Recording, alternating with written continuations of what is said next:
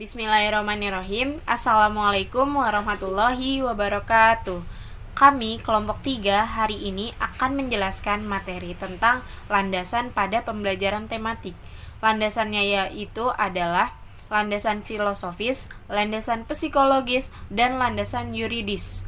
Kami memperkenalkan diri sebagai kelompok 3 yaitu ada Karimatul Sabila NIM 2318067, Penny Azizi, Fatiatur Rohmah, Syairotonisa, serta Afrina Dwi Paras Ayu. Langsung saja pada poin pertama. Jangan lupa disimak ya, dan selalu jaga kesehatan. Oke, langsung saja pada poin pertama yaitu tentang landasan filosofis.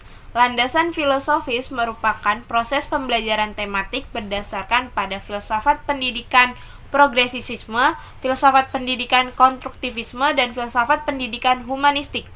Pada filsafat pendidikan progresisme ditekankan pada suasana belajar yang naturalis dan alamiah serta memperhatikan pengalaman peserta didik dan ditekankan pada pengembangan kreativitas. Pada filsafat pendidikan konstruktivisme, guru dapat melihat pengalaman siswa secara langsung.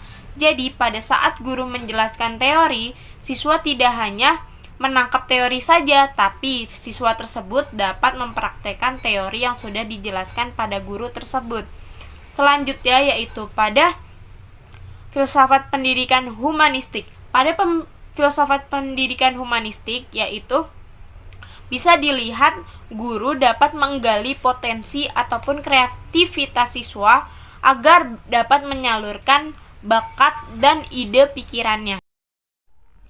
Kemudian yang kedua ada landasan psikologi. Landasan psikologi dalam pembelajaran tematik ini berfokus pada dua hal. Yang pertama, berfokus pada psikologi perkembangan. Yang kedua, berfokus pada psikologi belajar peserta didik.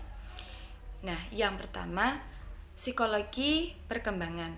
Psikologi perkembangan ini dibutuhkan dalam penentuan isi atau materi pembelajaran yang akan disampaikan kepada peserta didik, di mana dalam penyampaian isi atau materi pembelajaran itu disesuaikan dengan tahap perkembangan peserta didik itu sendiri. Jadi,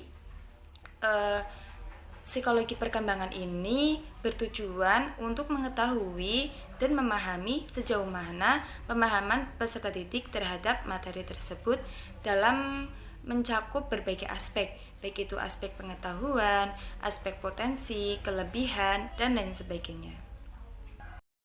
Baik, saya akan melanjutkan materi berikutnya yaitu tentang belajar siswa atau peserta didik dari sisi psikologisnya.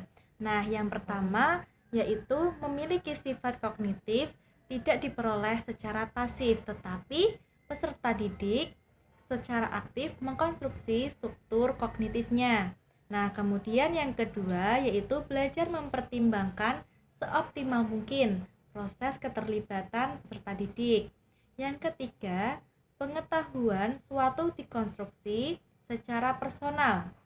Kemudian yang keempat, pembelajaran perlu melibatkan pengaturan situasi kelas. Kemudian yang kelima, kurikulum adalah seperangkat pembelajaran, materi, dan sumber belajar. Nah, pembelajaran tematik ini didorong untuk mendapatkan pengetahuan langsung dari pengalaman yang hanya bisa diperoleh dari lingkungan. Pengetahuan peserta didik tidak semata dapat ditransfer dari pengetahuan orang lain, tetapi melalui pengalaman langsung yang didapat dari lingkungannya. Nah, oleh sebab itu, interaksi peserta didik dengan lingkungan sangatlah penting dan dapat membangun struktur pengetahuan berdasarkan kematangan kognitif yang dimilikinya. Selanjutnya yaitu landasan yuridis. Landasan yuridis pembelajaran tematik yaitu ada 3 kebijakan. Yang pertama, Undang-Undang Dasar Republik Indonesia 1945 Pasal 31 menyatakan bahwa setiap warga negara berhak mendapatkan pendidikan yang layak. Kebijakan yang kedua, Undang-Undang Nomor 23 Tahun 2002 tentang Perlindungan Anak Pasal 9 Dalam undang-undang ini menyatakan bahwa setiap anak berhak memperoleh pendidikan dan pengajaran dalam rangka pengembangan pribadinya dan tingkat kecerdasannya sesuai dengan melihat bakat dan minatnya. Kebijakan yang terakhir yaitu Undang-Undang Nomor 20 Tahun 2003 tentang Sistem Pendidikan Nasional. Pada bab 5 pasal 1B dinyatakan secara tegas bahwa setiap siswa pada setiap satuan pendidikan berhak mendapatkan pelayanan sesuai dengan bakat, minat, dan Kurikulum 2013 yang pertama Undang-Undang Dasar Negara Republik Indonesia tahun 1945, yang kedua Undang-Undang Nomor 20 Tahun 2003 tentang Sistem Pendidikan Nasional, yang ketiga Undang-Undang Nomor 17 Tahun 2005 tentang Rencana Pembangunan Jangka Panjang Nasional beserta segala ketentuan yang dituangkan Rencana Pembangunan Jangka Menengah Nasional. Yang keempat, Peraturan Pemerintah Nomor 19 Tahun 2005 tentang Standar Nasional Pendidikan. Undang-Undang Nomor 20 Tahun 2003 tentang Sistem Pendidikan Nasional pasal 1 angka 1 menyatakan bahwa pendidikan adalah usaha sadar dan terencana untuk mewujudkan suasana belajar dan proses pembelajaran agar peserta didik secara aktif mengembangkan potensi dirinya. Sekian presentasi pada hari ini dari kelompok 3. Kurang lebihnya mohon maaf. Terima kasih. Wassalamualaikum warahmatullahi wabarakatuh.